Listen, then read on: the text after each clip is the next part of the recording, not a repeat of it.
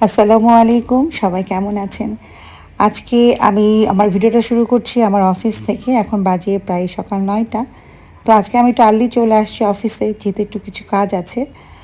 আর এখন আমি কাজগুলো করব। কাজ শেষ করে চলে যাব বাসায়, গিয়ে আবার রান্নাবান্নাও করতে হবে। দেখা হচ্ছে বাসায় গিয়ে। আর এখন বাজে প্রায় ২টা। আমি চলে আসছি বাসায় ১০ মিনিট হলো। তো ফ্রিজে আজকে শুধু আছে একটু মুরগি ভুনা আছে, আর কোনো তরকারি নাই। তো আমার একটু রান্নাবান্না করতেই হবে।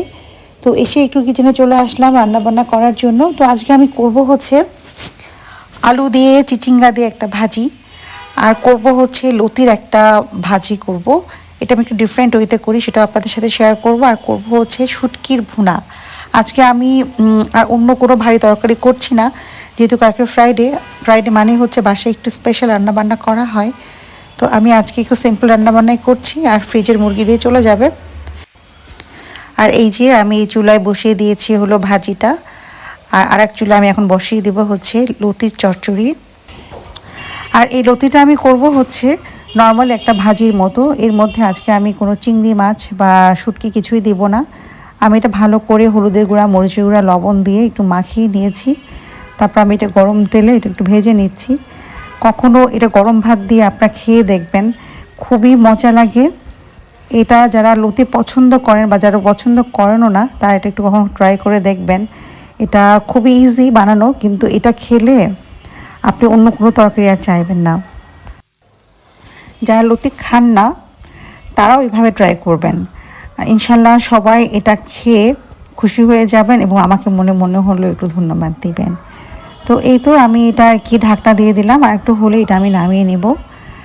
এই যে আমার ভাজিটা হয়ে গেছে, ভাজি নামিয়ে নিয়েছি। এখন আমি বসিয়ে দেব হচ্ছে শুটকির একটা চচ্চড়ি। এই শুটকির মধ্যে আমি নর্মালি দিই হচ্ছে পেঁয়াজ, অনেক বেশি রসুন দিই, আর হলুদের গুঁড়া, মরিচের গুঁড়া, লবণ, কাঁচামরিচ বেশি করে দিই।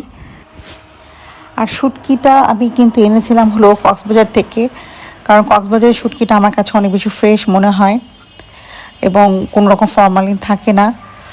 তো আমি এটাই আজকে ভুনা করব। এটা হচ্ছে লোটটা শুটকি ভুনা করব আমি আজকে। তো আমি দিয়ে দিলাম একটু রসুন বাটা, আর একটু পেঁয়াজ বাটাও দিয়েছি একটু গ্রেভিনেসটা আনার জন্য। আর এখন দিয়ে দিলাম লোটটা শুটকি আমি কেটে পরিষ্কার করে রেখেছিলাম, ওটা আর কি দিয়ে দিয়েছি। আর দিলাম হলুদের গুঁড়া, মরিচের গুঁড়া। তো এটা দিয়ে আমি ভালো করে এটাকে আর কি ভুনা করে নেব। আমি এর মধ্যে এক্সট্রা কোনো রকম মশলা দেই না। আপনারা চাইলে শেষে ধনিয়া পাতা দিতে পারেন। আজকে আমি ধনিয়া পাতা বাসায় নাই, তাই আমি দিচ্ছি না, থাকলে দিতাম আর কি। আর ভালোভাবে কষিয়ে নেওয়ার পর আমি দিয়ে দিলাম অল্প একটু পানি।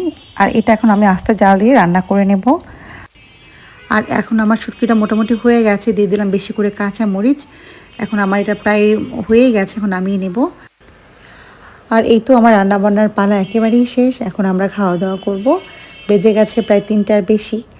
আজকে রান্নাও দেরি হয়ে গেছে। তো খাওয়া দাওয়া করি আজকে তাহলে।